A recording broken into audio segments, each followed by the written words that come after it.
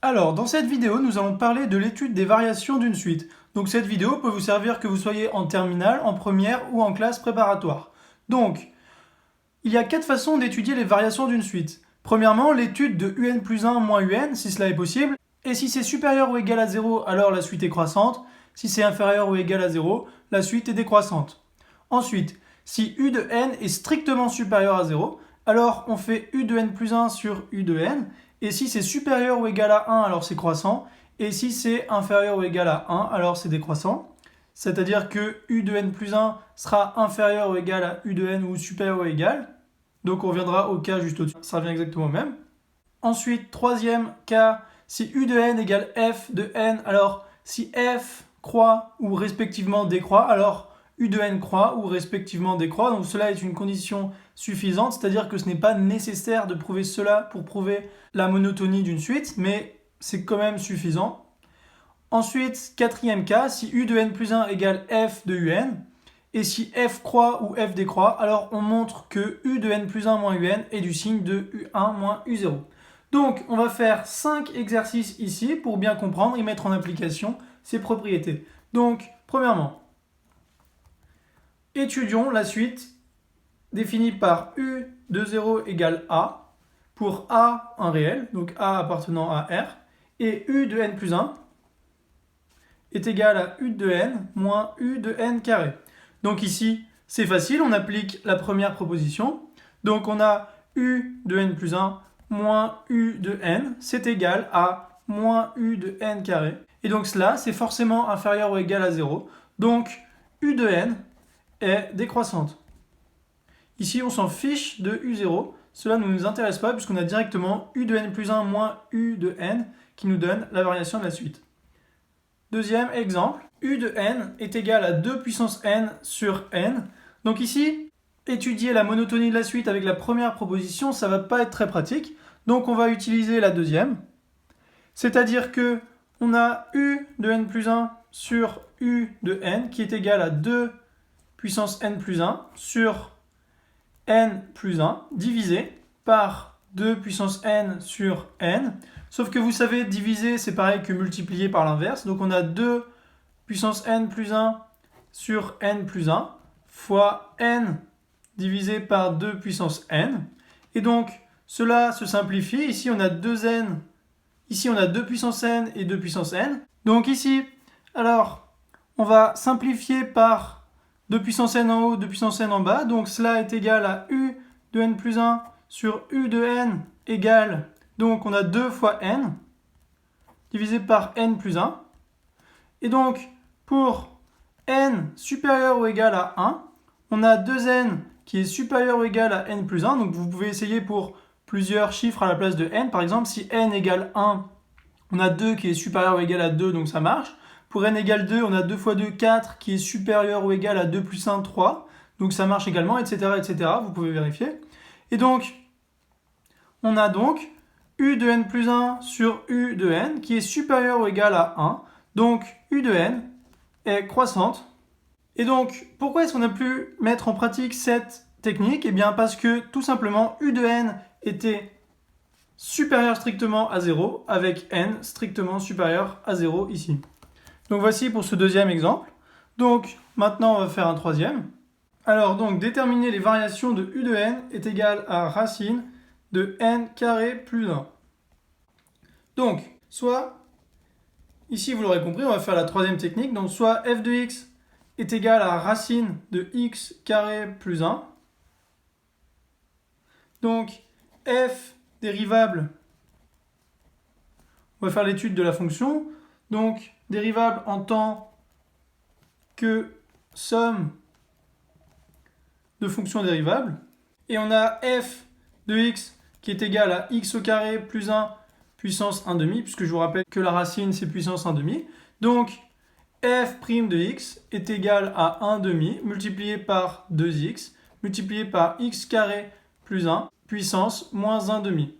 Donc cela est égal à f' de x égale x divisé par racine de x carré plus 1. Or, cela est supérieur ou égal à 0. Donc, f croissante. Et ici, je dis juste qu'on aurait pu dire tout simplement que f est croissante par composition de fonctions, puisque la fonction qui a x associe x au carré plus 1 est croissante. Et pareillement pour la fonction qui a x associe racine de x. Et cela sur 1 plus l'infini, évidemment, puisque racine de 0 n'existe pas. Donc ici, on aurait pu dire tout simplement que f était croissante par composition de fonctions. Donc, sans faire de dérivée. Et donc, comme la fonction est croissante, alors u de n est croissante. Donc voici pour ce troisième exemple. On va en faire un quatrième maintenant.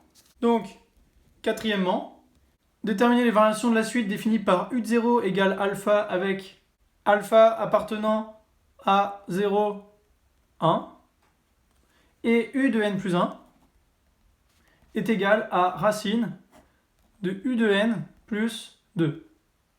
Donc ici, on a u de n plus 1 qui est égal à f de u de n, avec f de x égale racine de x plus 2. Donc f est croissante par composé de fonctions, comme tout à l'heure, sur moins 2 plus l'infini. Ici, on peut avoir moins 1, puisque ça ferait moins 1 plus 2, ça fait racine de 1, ça existe, mais pas moins 2. Donc, u de n plus 1 moins u de n est du signe de u de 1 moins u de 0. Et donc, montrons-le par récurrence. Donc, initialisation pour n égale 1 et n égale 0. Donc, on a u de 1 moins u de 0 qui est égal à u de 1 racine de u de 0, donc alpha plus 2 moins alpha. Donc ça, c'est supérieur ou égal à 0. OK. Donc l'initialisation est vérifiée pour le rang n égale 1 et n égale 2. Donc nous allons maintenant faire l'hérédité. Donc, soit n supérieur ou égal à 0, tel que u de n plus 1 moins u de n a même signe que u de 1 moins u de 0. Donc ça, c'est la propriété de récurrence. Donc, comme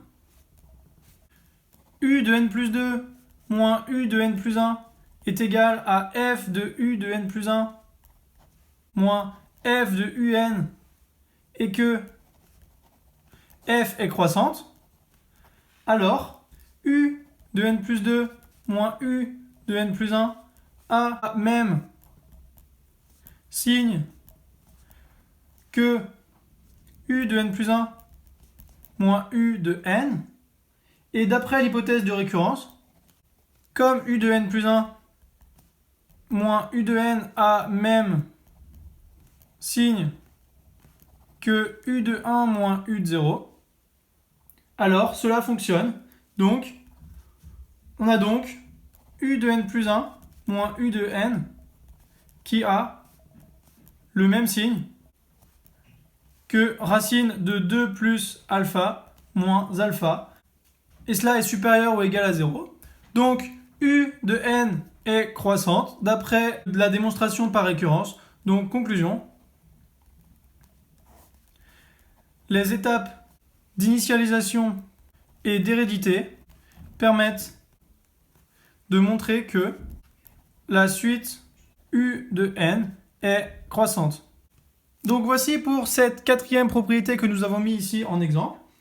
On va faire un dernier exemple qui est une suite implicite. Donc cela, c'est différent. Donc cinquièmement. Donc u de n est la solution dans l'intervalle 0, 1 de l'équation. La somme de k égale 1 à n de x puissance k égale 1. Donc, déterminer les variations de la suite un ici, qui est une suite implicite. Donc, l'astuce consiste à comparer f de n plus 1 de un et f de n plus 1 de u de n plus 1. Donc, on a f de n plus 1 de u de n qui est égal à u de n plus u de n carré plus etc. jusqu'à u de n puissance n plus u de n puissance n plus 1 puisque c'est f de n plus 1. Donc on va jusqu'à n plus 1. Donc cela est égal à 1 plus u de n puissance n plus 1 ici, puisque cela est égal à 1 plus le dernier membre avec n plus 1, donc 1 plus u de n plus 1. Et on a f de n plus 1 de u de n plus 1 qui est égal à 1. Donc, on a f de n plus 1 de u de n qui est supérieur ou égal à f de n plus 1 de u de n plus 1. Donc, u de n plus 1 est inférieur ou égal à u de n. Donc, la suite un décroît.